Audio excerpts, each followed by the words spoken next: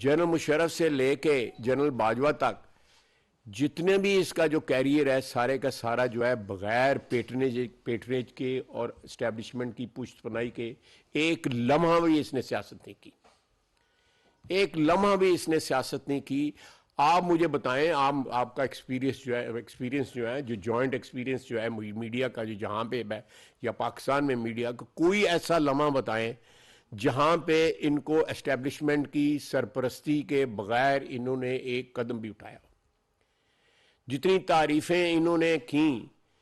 जब ये हुक्मरान थे जनरल बाजवा की, और आज कहते हैं उनका कोटा ये,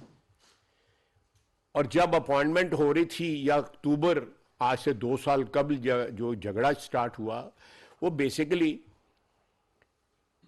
DGISI की जो अपॉइंटमेंट थी उससे स्टार्ट हुआ, क्योंकि ये समझ रहे थे कि आज से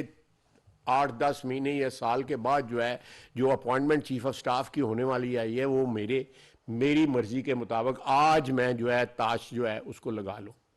या आज मैं अपने मोहरे जो है प्लेस कर लूं ताकि अगले इलेक्शनों में मुझे 5 साल और मिल सके।